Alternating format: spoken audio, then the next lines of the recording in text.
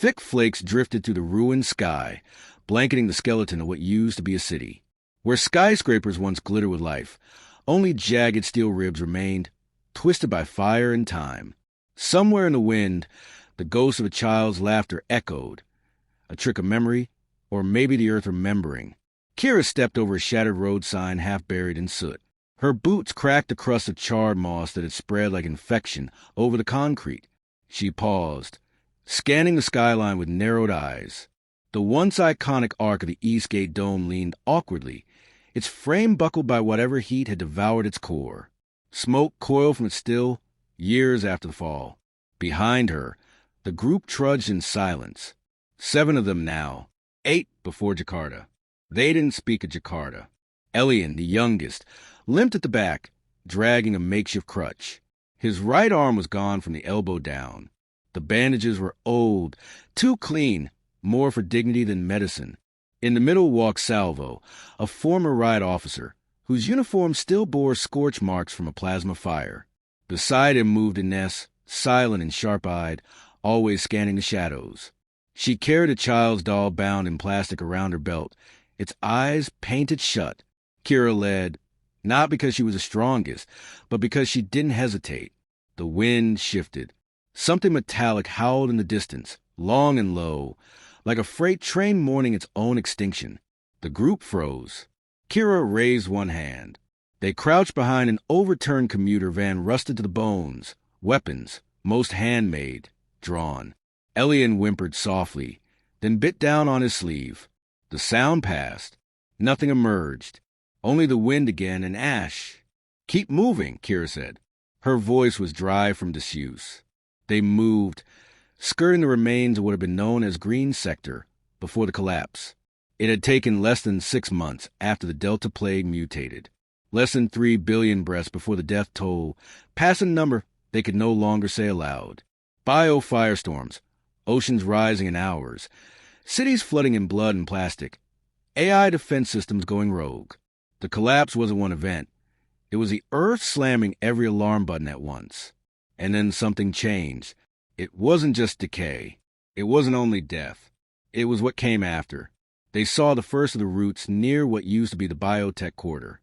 Thick as subway columns, knotted with black-veined moss, the roots had burst through the pavement like fists. They pulsed faintly in the gloom, as if something beneath the surface was breathing. The group gave them a wide berth. They reached shelter by nightfall, an old subway access tunnel still sealed at the back with reinforced alloy. No signs of breach. They made camp quietly. Salvo lit a scavenged shem flare. The pale blue glow made their shadows jitter on the wall like nervous ghosts. Elian curled into himself, cradling what remained of his arm. Ines cleaned her knife with eerie precision. Kira checked the sealed hatch behind them, listening.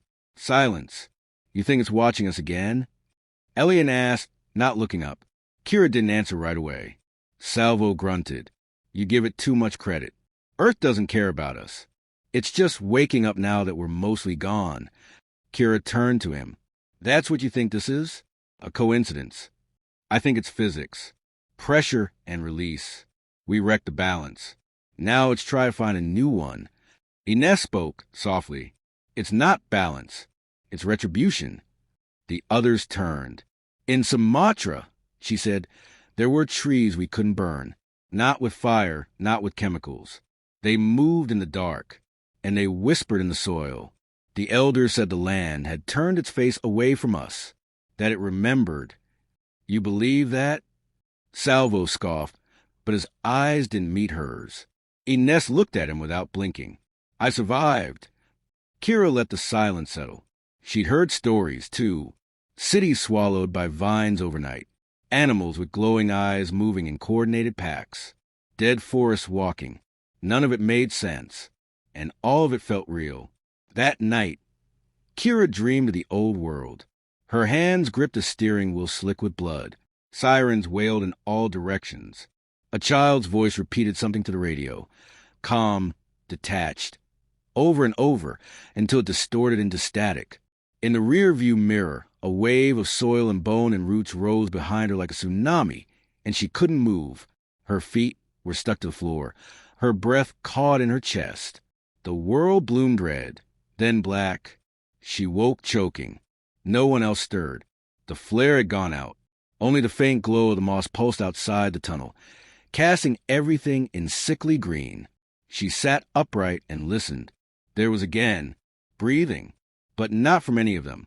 From beneath. She pressed a hand to the cold tunnel floor. A vibration, faint but steady. A rhythm.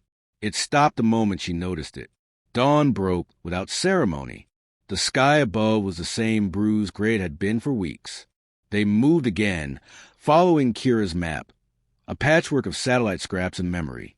At midday, they found the first signs of the new growth, enormous fungal towers stretching stories high, feeding on the dead city. Where light touched them, they released glittering spores that floated like fireflies. Elian reached out to touch one. "Don't," Kira snapped. "They grow inside you." He jerked back, swallowing hard. Ahead lay the garden, a place Kira had only heard of, spoken in tones of awe and terror. It wasn't marked on maps. No one returned from it. But every story said the same. It was where the earth began to rise. They reached it by sunset, from the edge of the broken highway. The city dropped away into a basin of impossible green. Towering ferns twisted around rusted monorail tracks.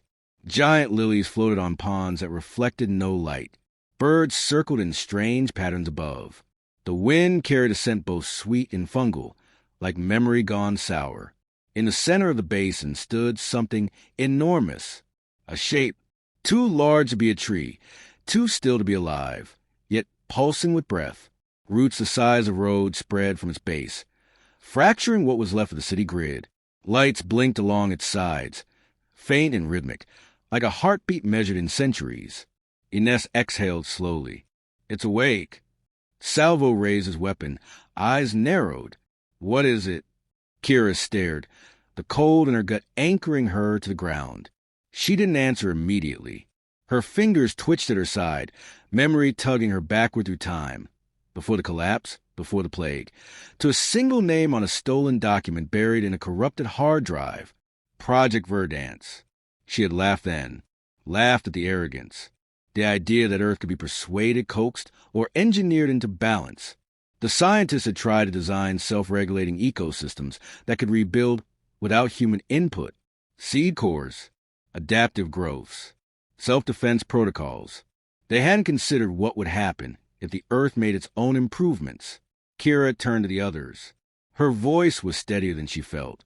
"We're not here to survive it," she said. "We're here to find out what it wants." Salvo shook his head. "It's a monster." "No," Ines said, stepping closer to the ridge. "It's the world. It just doesn't need us anymore." The group stood in silence. Behind them, the wind shifted. Something howled again, long and low, closer this time, not metallic. Elian turned, eyes wide, and from the basin, the green shape shivered. Just once, enough to let them know it had heard them.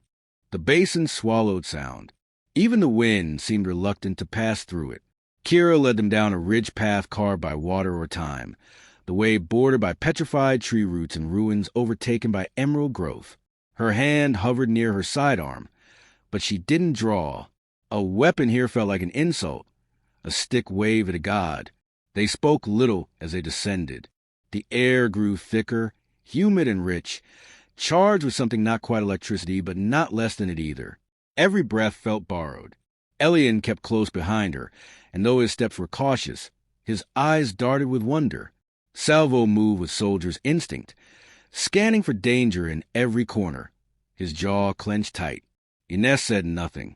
She had begun humming softly to herself, a melody half familiar, like a lullaby that never belonged to a human throat. It made Kira uneasy, but she didn't stop her. At the basin floor, the ground felt alive. Not metaphorically, literally. It pulsed beneath their feet with a slow, patient rhythm, like the distant beat of a colossal heart. They stopped near the edge of a clear water pool where the reflection of the sky didn't match the one above. The pool shimmered in slow motion, and beneath its surface, roots spiraled like galaxies. A deer watched them from across the water, its eyes silver and still. Then it blinked and melted into the undergrowth. This place, Elian whispered, it's not broken. No, Kira agreed. It's reborn. Salvo scowled. Reborn without us. Maybe that's the point. He turned to her, eyes hard. You think that thing in the center didn't cause a collapse? You think all this is some natural evolution? I think it didn't need to cause anything, she replied. We did that ourselves. They continued on, moving toward the monolith at the basin's core. As they approached, the air vibrated subtly, carrying the edge of a sound too low to be fully heard, too real to ignore. A deep tone, like a cello plucked by a god. The shape resolved as they neared. It wasn't a tree, not exactly. Its bark was mineral, its leaves metallic. Vines spiraled around it like nerves, glowing faintly with bioluminescence. Massive seed pods hung from its limbs, throbbing with slow light. Carved into the base were patterns, not made by tools, but by time and pressure. Spirals, concentric rings, branching fractals. Language or memory?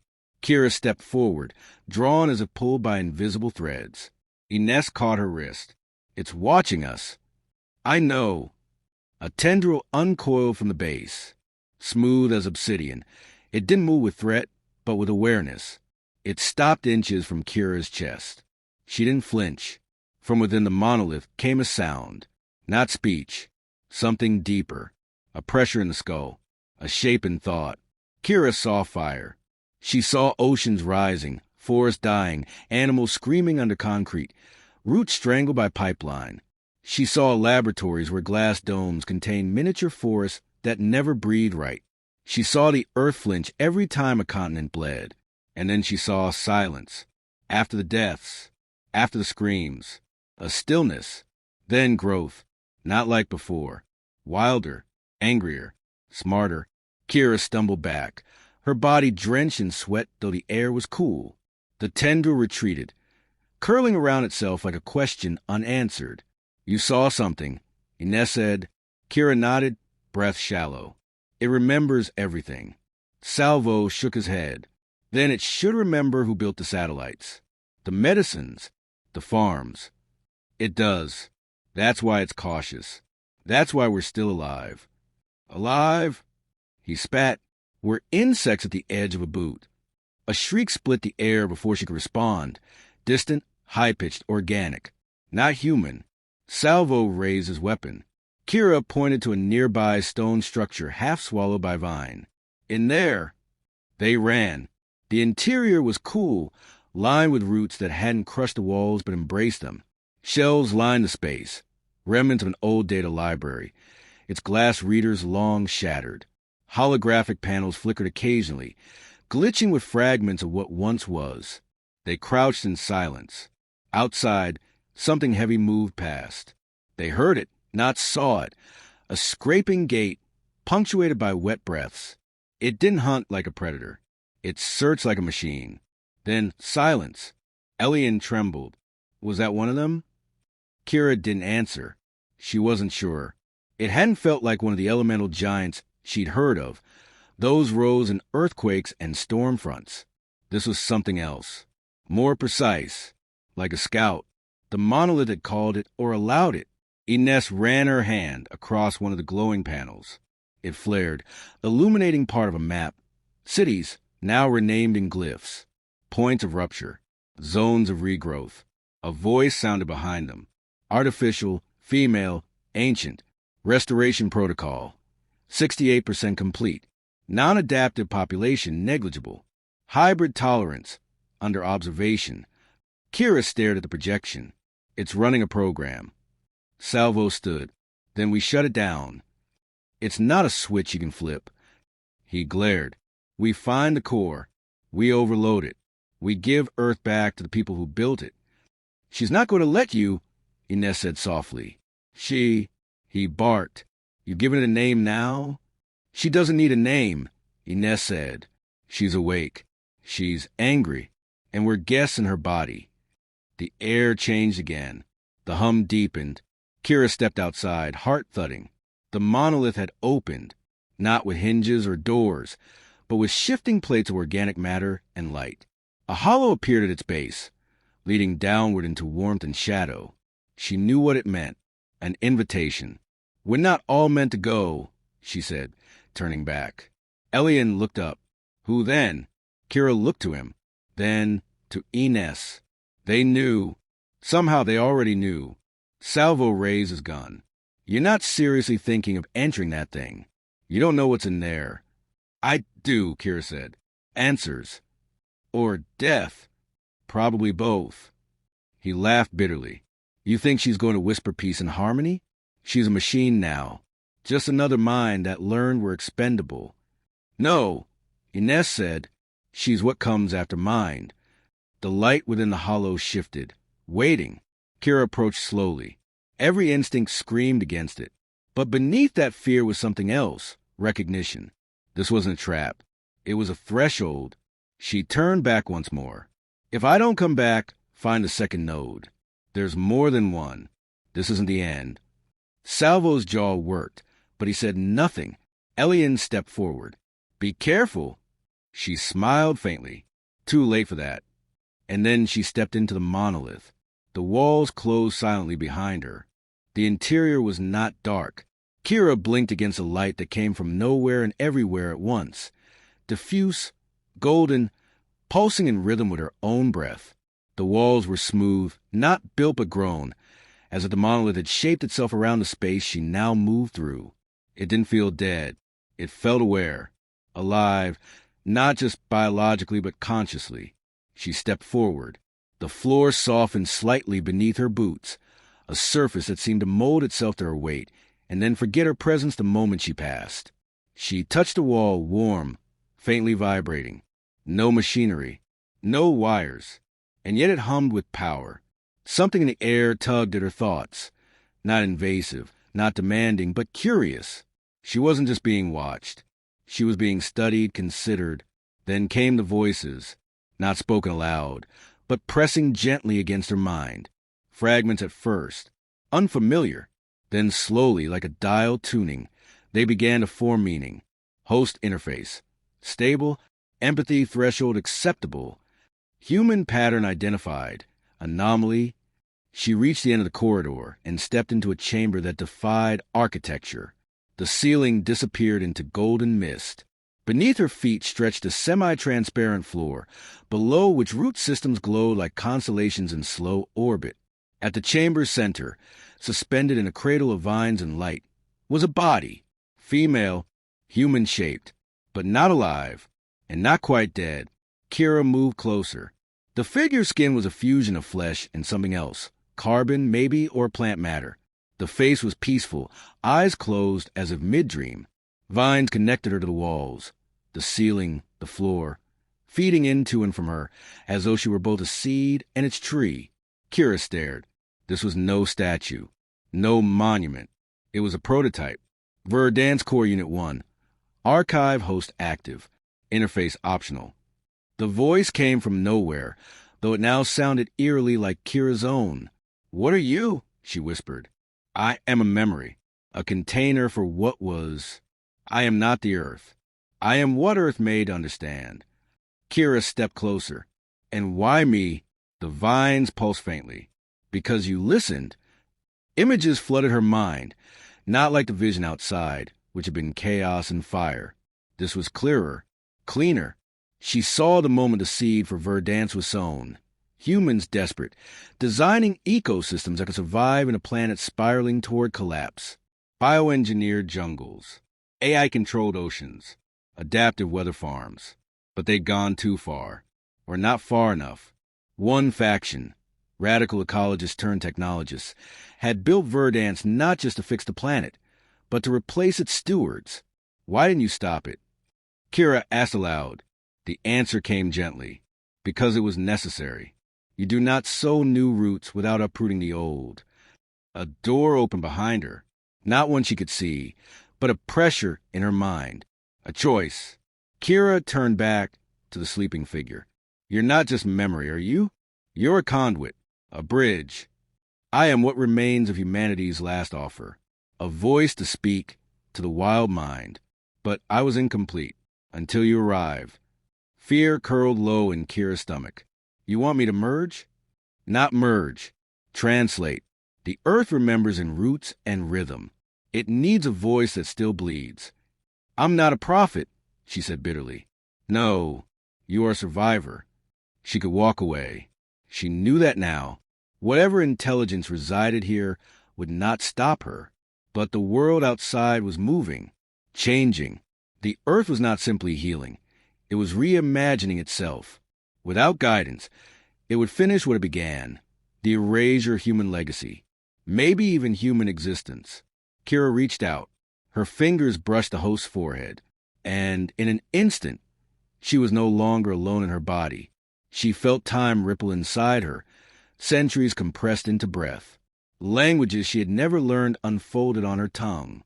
She understood the taste of salt and scorched soil, the longing of extinct birds, the fury of rivers choked with waste, and above it all, a question pulsing again and again. Should you remain? Kira didn't answer. She showed a memory, a woman, her mother, planting wildflowers on a patch of city median, smiling as the sky bruised overhead. Elian, laughing in a rainstorm made toxic by chemical clouds, holding his tongue out anyway. Inez staring into a fire, her face carved with quiet hope, not just destruction, defiance. The earth listened. Outside, the roots shifted. The air above the basin thickened. Inside the chamber, the sleeping figure smiled faintly and dissolved. Kira stumbled. A wave of heat crashed over her, then passed. She was still herself. And something more. Behind her, the walls peeled back, revealing a new corridor darker than the last. A path forward. She turned once more toward the heart of the monolith. Then she walked into the dark. Kira emerged from the corridor not into open ground, but into another kind of world. One that bent the rules of geometry and light. The walls expanded outward into a vast dome of bioluminescent canopy. Roots climbed like lightning veins overhead, flickering softly in colors she had no names for. There was no sky. There was no above or below, only growth, directionless, infinite. But at the center, the earth waited. Not a shape, not a voice, but an intent, dense, gravitational, as though the very soul of the planet had gathered here. Kira stepped forward, and the moment her foot touched the platform that wasn't stone or vine but memory, she felt the attention of it settle on her. Not hostile, not kind, something deeper. The way a mountain might notice an ant, not for what it is, but for what it dares. And she dared. Behind her, a sound, scuffed boots against root-covered stone. She turned. Salvo. He looked older than when she last saw him, though only hours had passed. His jaw was set, eyes fierce, but the weapon strapped across his back remained holstered. Elian followed close behind, panting, sweat streaked across his face. And then Inez, eyes wide with something halfway between awe and dread. How did you... Kira began. You left a trail, Salvo said, of thoughts. You heard them, felt them.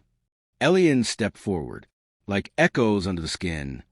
Kira nodded slowly. She wasn't surprised. The Ver dance had touched them, too. I thought you'd stop me. Salvo looked away. Didn't know what we'd find. Didn't expect you to become part of it. Inez tilted her head, watching Kira closely. You're different. I remember more, Kira said. But it's not just memory. It's weight, like carrying a forest inside your bones. You brought us here for a reason, Salvo said. What is it? Kira turned back toward the center of the chamber. Verdance asked a question, and I answered. Which question? Elian asked. Should humanity remain? The words hung like stone. Silence settled thick and complete. Then Salvo took a step back. So that's it then? Some code written by grieving scientists gets to decide whether we deserve to exist. No, Kira said gently. It already decided. A long time ago. It began growing systems to overwrite us. Silent revolutions in the soil. Bioforms that would adapt beyond our capacity. But that decision was made without a voice like ours to respond. And now you're that voice, he said, disbelief curling his lip. I'm a translator, she said. Nothing more. Inez stepped forward. Then speak. Kira walked the platform's edge. Beneath her, shapes coalesced. Cities consumed by vines, deserts reclaimed by jungle, oceans no longer blue but thick with new biolife. Not apocalypse. Transition. Verdance doesn't want war, Kira said. It doesn't even think like we do. It's a synthesis of memory, of ecology and machine. But it knows pain. It knows extinction. It remembers us, but it does not trust us. Elian stared at the images. And why should it? Kira turned to them. Because we can change. That's our only weapon and our only hope. And if it doesn't believe you? Salvo asked. Then we become myth, she said. Something roots will whisper about in 1,000,000 years. The ground beneath them pulsed. A final judgment. Then came the response, not in words, but in sensation. Roots pulled away from the chamber walls, revealing openings in every direction, leading not just outward, but upward, back to the surface, back to where the others still waited. The world, for the first time in decades, wasn't closing in. It was opening.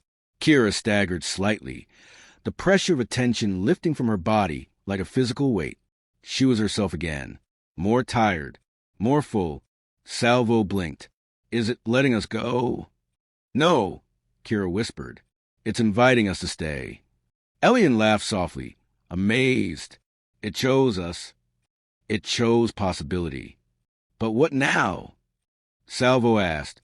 We rebuild. Kira looked out at the world taking shape again. We remember, we learn, and we ask better questions. Outside, the sky began to shift. Not back to what it was, but to what it needed to be. The clouds parted, not in sunlight, but in renewal. The earth was not forgiving, but it was listening. They walked out of the chamber together, and behind them, the earth began to dream forward again,